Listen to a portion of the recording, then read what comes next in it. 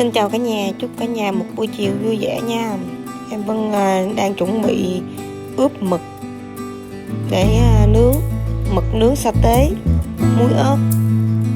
Mời cả nhà thưởng thức cùng em Vân nha.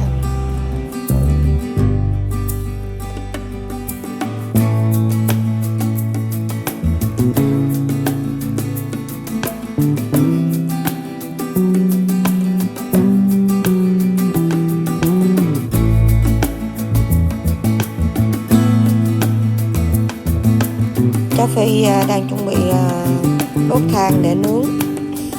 Chiều nay chắc không dám livestream luôn cả nhà, nhậu hoài mọi người sợ quá.